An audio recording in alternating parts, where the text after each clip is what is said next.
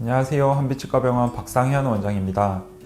사랑을 깨달을 때 자라나는 치아 또는 첫사랑이 마칠 때만큼 아프다는 뜻에서 붙여진 이름.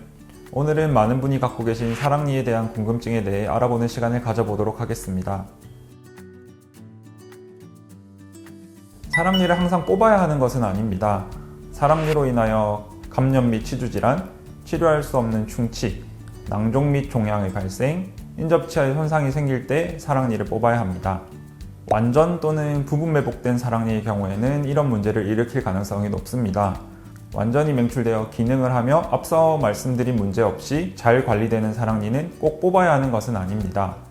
치과 검진을 통해서 사랑니를 평가하여 발치 여부를 정하는 것이 좋을 것 같습니다. 사랑니 발치 적절한 시기는 대체로 20대 초반입니다. 이 시기는 사랑니의 뿌리가 완전히 발달하지 않으며 치조골이 덜 단단하기 때문입니다. 또한 회복도 빨라 합병증의 위험도 적고 사랑니로 인한 문제를 미리 예방할 수 있습니다. 하지만 이 시기를 놓쳤다 하더라도 사랑니 발치가 필요한 경우에는 꼭 뽑아야만 합니다. 뽑아야 할 사랑니를 뽑지 않으면 여러 가지 구강 건강에 문제를 일으킬 수 있습니다.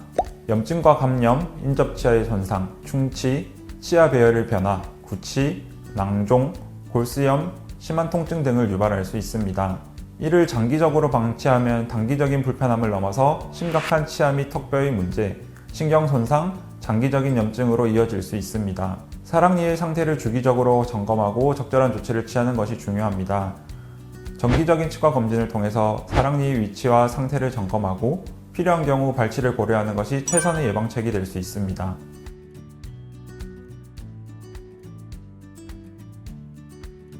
사랑니 발치 후 인후통이 발생할 수 있습니다.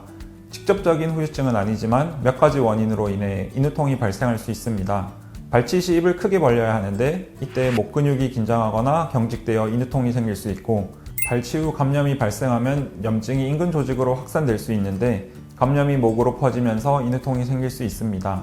이외에도 마취제나 진통소염제, 항생제의 부작용으로 인해 구강건조증이 생기거나 목이 마르면 인후통이 동반될 수 있습니다. 이외에도 사랑니를 뽑고 나서 생길 수 있는 후유증이 있습니다. 대표적으로 지속적인 출혈, 부종, 통증, 감염, 신경 손상, 건성치조골염, 외상성 궤양, 구강건조증, 구취 등이 발생할 수 있습니다.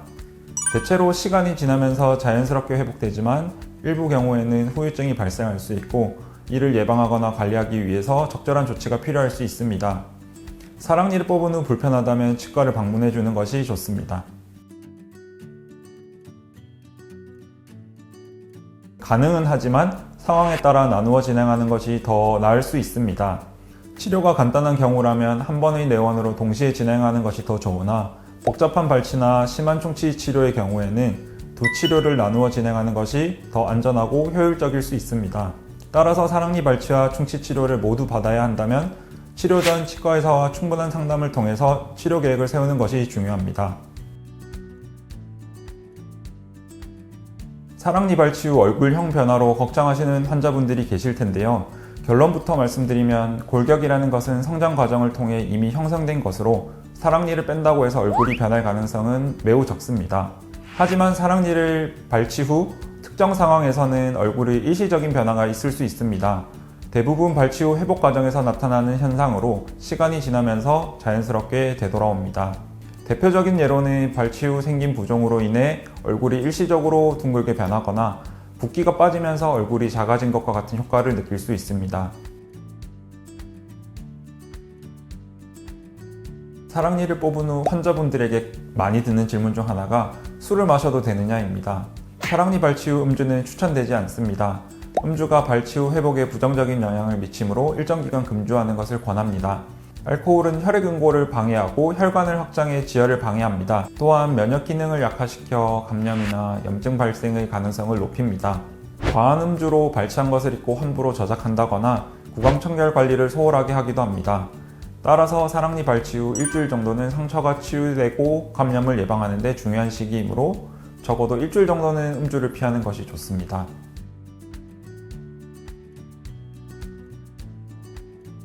사랑니 발치 후 거즈를 2시간 이상 물고 있으면 어느 정도 큰 출혈은 멈추게 됩니다.